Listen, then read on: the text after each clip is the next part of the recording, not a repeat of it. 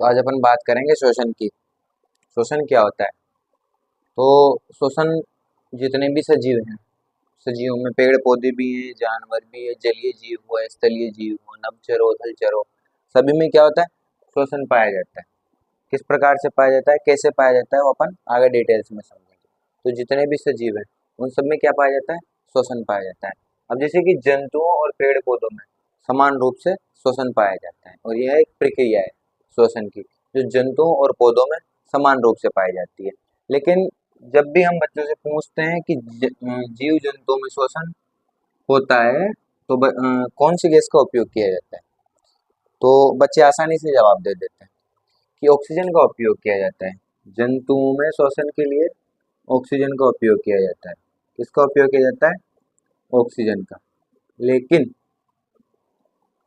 पेड़ पौधों में किसका उपयोग किया जाता है शोषण के लिए? ये बच्चे जवाब नहीं दे पाते, और बच्चे जवाब देते हैं CO2, जबकि ये बिल्कुल गलत होता है। कार्बन डाइऑक्साइड ये नहीं होता। क्यों गलत होता है भाई? पेड़ पौधे शोषण में कौन सी गैस लेते हैं? जब इसका जवाब बच्चों से पूछा जाता है तो बच्चे जवाब देते हैं कि CO2, लेकिन ये बिल्कुल भी नहीं होता है। CO2 बिल्कुल गलत आंसर होता है। इसका सही आंसर होता है ऑक्सीजन। ऑक्सीजन। तो पेड़ पौधे शोषण में कौन सी गैस लेते हैं? ऑक्सीजन। पेड़ पौधे शोषण में ऑक्सीजन गैस ही लेते हैं। CO2 भी, CO2 कब लेते हैं? CO2 ऑक्सीजन कब लेंगे? CO2 लेते हैं पेड़ पौधे प्रकाश संश्लेषण में। CO2 कब लेते हैं? प्रकाश संश्लेषण में। CO2 कब लेते हैं? प्रकाश संश्लेषण में। क्या? CO2। पौधे CO2 कब लेंगे? प्रकाश संश्लेषण में। लेकिन पौधे ऑक्सीजन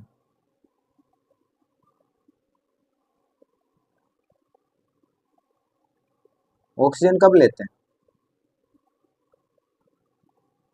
शोषण में। पौधे शोषण में क्या लेंगे? ऑक्सीजन। जबकि अधिकतर बच्चों से पूछने पर बच्चे जवाब देते हैं कि पौधे शोषण में कौन सी गैस लेते हैं? प्रकाश संश्लेषण। जबकि ये बिल्कुल गलत है। पौधे शोषण में लेते हैं ऑक्सीजन। ठीक है। अब पौधे शोषण में लेते हैं ऑक्सीजन, प्रकाश संश्लेषण में लेते हैं कार्बन डाइऑक्साइड। ये बात आप ध्यान रखना। अब ये भाई पौधे क्या है? सजीव है ना। पौधे क्या है? सजीव। ये सजीव है पौधे।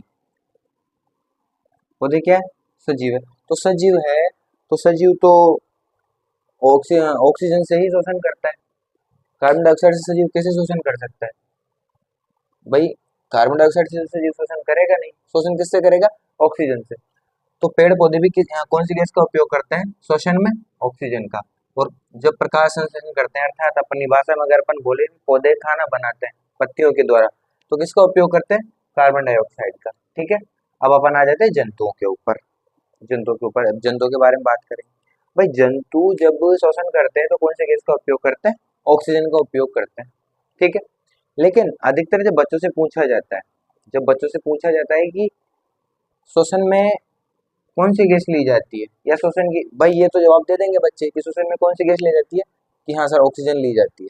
क्या ली जाती है? ऑक्सीजन ली जाती है। ये बच्चे जवाब दे देते हैं। लेकिन जब बच्चों से पूछा जाता है कि श्वसन की परिभाषा क्या होती है, अर्थात श्वसन की डेफिनेशन क्या होती है, रेस्पिरेशन की परिभाषा क्या होती है, बच्चे जवाब देते हैं। बच्चे क्या जवाब देते हैं? बच्चे जवाब देते हैं ऑक्सीजन को लेना,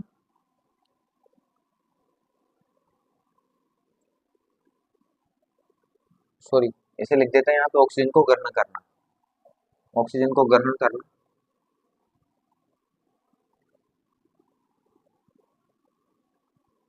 हम CO2 को बाहर निकालना।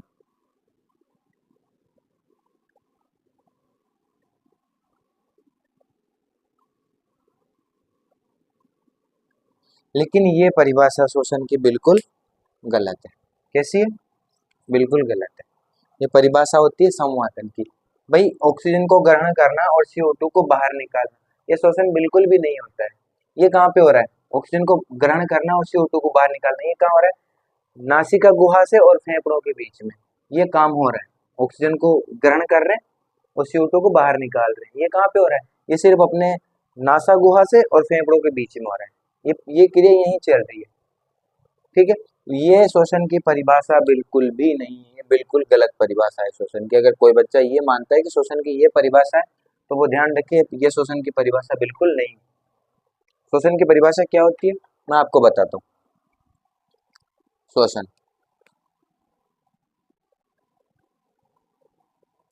हाँ, तो पहले इसी की बात कर लेते हैं। ये क्या होता है? ये होती है ब्रीथिंग, संवातन इसको बोलते हैं। ऑक्सीजन को ग्रहण करना और CO2 को बाहर निकालना, ये शोषण नहीं होता, ये होता है संवातन। इसको बोलते हैं संवातन। क्या बोलते हैं इसको? संवातन बोलते हैं इसको।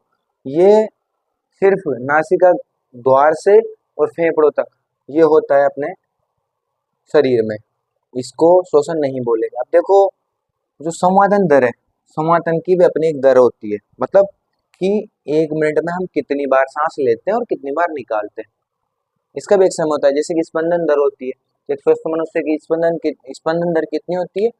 72 72 होती है ना, एक स्वस्थ मनुष्य की स्पंदन दर।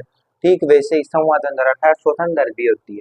श्वसन दर, श्वसन दर 1 मिनट में कितनी बार एक इंसान या स्वस्थ मनुष्य श्वास लेता है, वो होता है 12 से 15 बार। तो आप लिख सकते हैं यहाँ पे श्वसन दर, क्योंकि वो संवातन के साथ ही लिखी जाएगी। क्योंकि जो मेन श्वसन होता है वो कहाँ होता है मैं आपको बताऊंगा, तो वो आप लिख सकते हैं 12 से 15 बार। 15 बार क्या होता है? 1 मिनट में हम जैसे ऐसे करके, एक स्वस्थ इंसान जो विश्राम अवस्था में होगा, वो 12 से 15 बार उसकी श्वसन दर होती है। क्या होती है? श्वसन दर होती है। लेकिन अब जैसे मान लो कोई बहुत तेज दौड़ रहा है, या कोई व्यायाम कर रहा है, या कोई अन्य कार्य में बिजी है जो कि बहुत भारी भरकम काम है, तो ऐसे समय पर ये बढ़ के 20-25 तक चली जाती है। जैसे ये किसमें? ये विश्राम अवस्था में। किसमें? ये विश्राम अवस्था में दिखाई गई है, ये विश्राम अवस्था में होती है।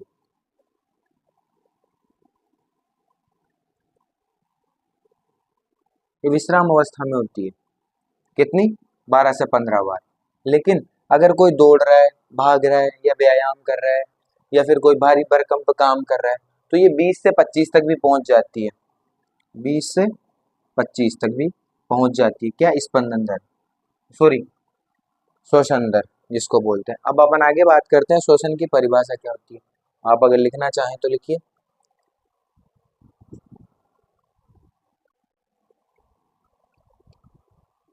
तो अब अपन बात करते हैं श्वसन क्या होता है। ये तो हो गई ब्रीथिंग। अब बात करेंगे श्वसन क्या होता है। भाई श्वसन भी अभी अपन ने इसको गलत बता दिया, भाई ये तो श्वसन बिल्कुल भी नहीं है। तो श्वसन होता क्या है वो भी तो देखेंगे। तो श्वसन, हाँ यहीं पे लिख देता हूँ। भाई देखिए, श्वसन, श्वसन को समझना बहुत आसान है, आप एक बार में समझ सकते हैं। भाई जीवों का शरीर जो होता है वो किससे बना होता है? कोशिकाओं से। भाई जैसे एक मकान बना होता है, जैसे सबके मकान है, मकान बना होता है सीमेंट, रेत, ईंट, गिट्टी, पत्थर, सभी छोटी छोटी चीजों से मिलके और एक बड़ा मकान बना होता है। ठीक है, ठीक वैसे ही हमारा शरीर भी छोटी छोटी कोशिकाओं से मिलके बना होता है। लेकिन कोशिकाएं मिल गई, ऊतक बन गया, अंग बन गया, तंत्र बन गए, फिर शरीर का निर्माण हुआ। लेकिन उन वो कोशिकाएं जीवित कैसे हैं? भाई वो कोशिकाएं जीवित भी तो होंगी ना, तो वो जीवित कैसे हैं? तो हमारी कोशिकाएं क्या करती है? श्वसन करती है। तो ये बात ध्यान रखना कि श्वसन कभी भी नाक और फेफड़ों में नहीं होता है। श्वसन कहाँ होता है? कोशिकाओं में होता है। तो उसी की परिभाषा आगे अपन लिखेंगे, भाई श्वसन कहाँ होता है। ठीक है, चलो नोट डाउन। तो कोशिकीय स्तर पर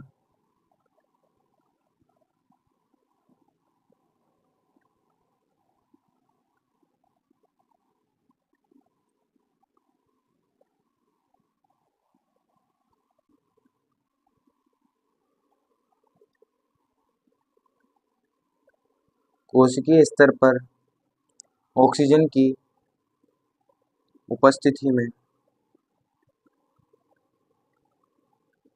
कोशिकीय स्तर पर ऑक्सीजन की उपस्थिति में ग्लूकोज के अणुओं का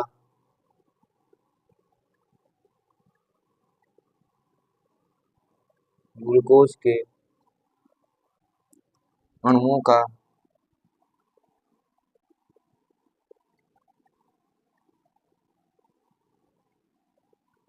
विखंडन।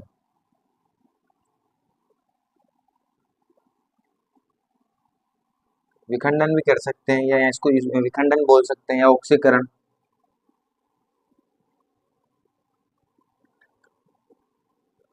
ऑक्सीकरण भी बोल सकते हैं, ऑक्सीकरण भी बोल सकते हैं। तो कोशिकीय स्तर पर ऑक्सीजन की उपस्थिति में ग्लूकोज के अणुओं का विखंडन या ऑक्सीकरण क्या कहलाता है? शोषण कहलाता है।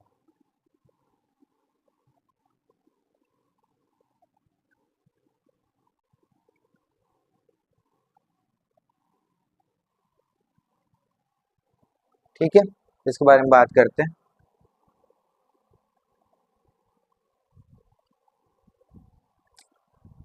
अब कोशिकीय स्तर पर ऑक्सीजन की उपस्थिति में ग्लूकोज के अणुओं का विखंडन या ऑक्सीकरण क्या कहलाता है? शोषण कहलाता है। अब कोशिकीय स्तर पर अर्थात हमारी कोशिकाओं में, जब हमारी कोशिकाओं में ऑक्सीजन की उपस्थिति में ग्लूकोज क्या होता है? C6H12O6, ये ग्लूकोज होता है। कहाँ से आया ये? कोशिकाओं में कहाँ से आया? कोई बताएगा? कमेंट में बताओ। O6 ये क्या होता है? ये ग्लूकोज होता है। ठीक है, ये ग्लूकोज का सूत्र। ये कहाँ से आया ग्लूकोज? जब हम भोजन करते हैं, भोजन का पाचन होता है, और जब भोजन का पाचन होता है तो उस समय भोजन जाता है छोटी आंत शुद्ध आंत में। ठीक है, शुद्ध आंत में जाने के बाद में भोजन का क्या होता है? अवशोषण होता है। भाई भोजन का अवशोषण कहाँ पे होता है? शुद्ध आंत में। जब शुद्ध आंत में क्या होता है? छोटे छोटे रसांकुर पाए जाते हैं, दीर्घ जिनको बोलते हैं, रसांकुर पाए जाते हैं। उनके द्वारा भोजन का अवशोषण, पचित भोजन का अवशोषण कर लिया जाता है, और सभी कोशिकाओं तक उस भोजन को ग्लूकोज के रूप में, क्योंकि आप पढ़ते होंगे ना, वसा जो होती है उनको वसीय अम्लों में बदल दिया जाता है। तो ऐसे जो भी पदार्थ अपन खाते हैं, जैसे कार्बोहाइड्रेट को किस में बदल दिया जाता है, जैसे सारी चीजों को बदल दिया जाता है, वो ग्लूकोज होता है। वो रसांकुरों के द्वारा अवशोषित करके कहाँ पहुंचा दिया जाता है? वो कोशिकाओं में पहुंचा दिया जाता है। तो ये वही ग्लूकोज है, जैसे बाहर कहीं लेके नहीं है इसको, ये वही ग्लूकोज है जो अपन ने खाने के रूप में खाया था और पाचन हुआ और कोशिकाओं के पास गया। तो ग्लूकोज का इस ग्लूकोज का ऑक्सीजन की उपस्थिति में क्या होगा? विखंडन होगा, या ऑक्सीकरण भी बोल सकते हैं इसको, ऑक्सीकरण होगा। तो ये होती है शोषण की पूर्ण परिभाषा। कोशिकीय स्तर पर ऑक्सीजन की उपस्थिति में ग्लूकोज के अणुओं का विखंडन क्या कहलाता है? शोषण कहलाता है। ये कैसे होता है भाई? कैसे होता है ये? तो मैं आपको बताता हूँ। खत्म हो गया। हाँ, पहले ग्लूकोज लेते हैं। C6H12O6 ये हो गया। प्लस किसकी उपस्थिति में हो रहा है? ऑक्सीजन की उपस्थिति में। ऑक्सीजन की उपस्थिति में हो रहा है। अब क्या बन रहा है? क्या बनेगा? क्या बनेगा? कोई बताएगा क्या बनेगा? कोई बता सकता है क्या बनेगा? नहीं? चलो मैं बता देता हूँ। अच्छा, एक बात और, ये ऑक्सीजन कोशिकाओं तक पहुंची कैसे? इसका भी तो जवाब होना चाहिए भाई।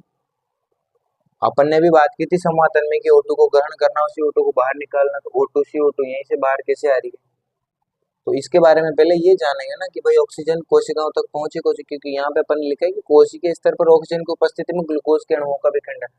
कोशिका तक पहुंची कैसे ऑक्सीजन? तो आपको बताते हैं कि जब हम श्वास लेते हैं तो फेफड़े से जुड़ी हुई हमारी छोटी केशिकाएं होती है, जो कि सीधा हृदय से जुड़ी होती है। और हृदय में क्या होता है? ब्लड पंप होता है। और जब ब्लड हम यहाँ पे हाथ रखते हैं तो ऐसे हिलने की आवाज आती है। वो क्या हो रहा होता है? ब्लड में ऑक्सीजन पंप हो रही होती है, मतलब ऑक्सीजन ब्लड में मिलाई जा रही होती है। तो वो ऑक्सीजन ब्लड में एक अणु पाया जाता है, आपको पता होगा। रक्त का लाल रंग किसके कारण होता है? ऐसा लाल रंग होता है ना ब्लड का, किसके कारण होता है? हीमोग्लोबिन, एक वर्णक होता है हीमोग्लोबिन।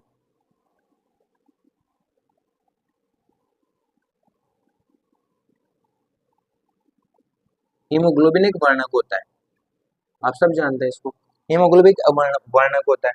तो क्या होता है, जब हृदय में ब्लड पहुंचता है, अशुद्ध रुधिर, और जब वो उसमें ऑक्सीजन मिलाई जाती है, क्योंकि वो घूम के आता है ना परिसंचरण तंत्र, हम आपको परिसंचरण तंत्र पढ़ाएंगे, तब आपको हम बताएंगे ऑक्सीजन कैसे पंप होती है ब्लड में, ठीक है।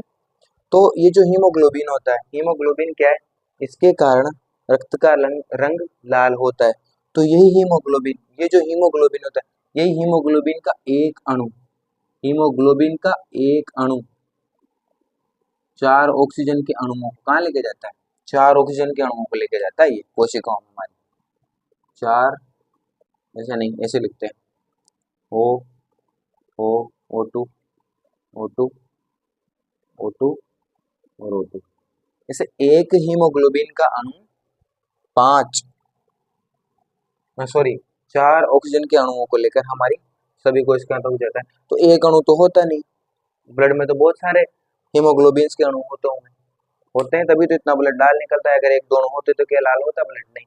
तो हीमोग्लोबिन के जो अणु होते हैं वो इन कोशिकाओं तक क्या करते हैं, क्योंकि ब्लड सभी कोशिकाओं तक पहुंचता है, हृदय से परिसंचरण होता है। तो परिसंचरण जब पढ़ेंगे तो बताएंगे कि कैसे हृदय फेफड़ों से और उसमें मिलाई जाती है ब्लड में ऑक्सीजन, वो अपन परिसंचरण तंत्र में पढ़ेंगे। ये ऑक्सीजन कोशिकाओं में किसके द्वारा पहुंचाई गई, हीमोग्लोबिन के द्वारा, ठीक है, पहुंच गई। आगे बात करते हैं।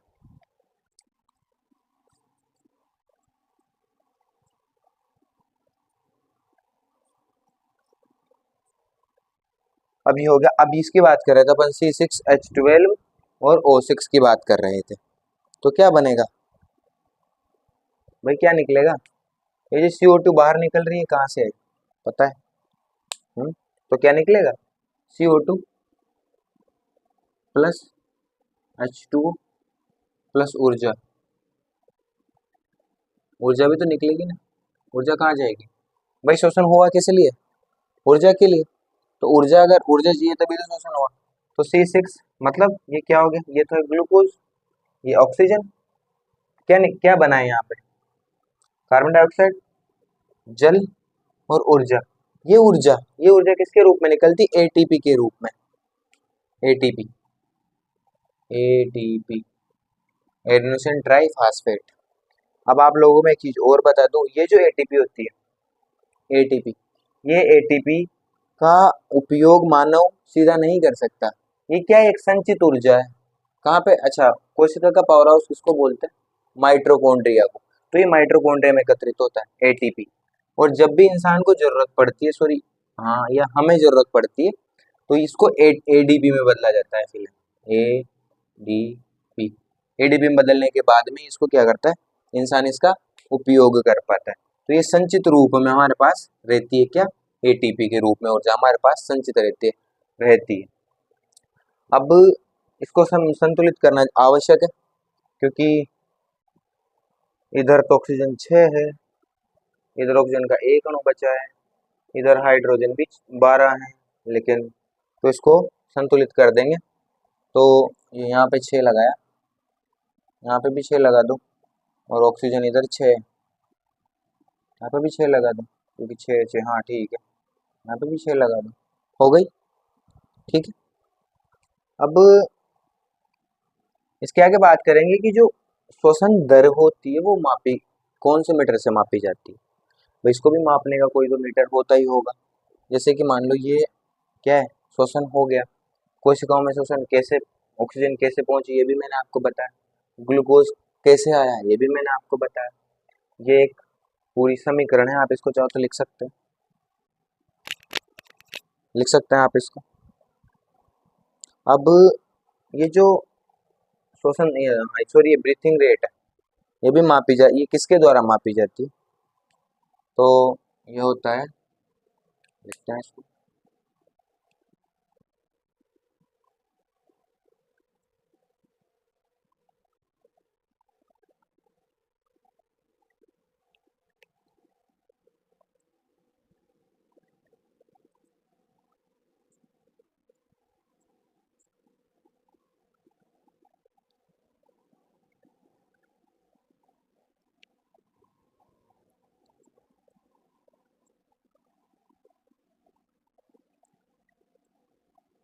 इसके द्वारा मापी जाती है, स्पिरोमीटर के द्वारा ये शोषण दर मापी जाती है। Thank you.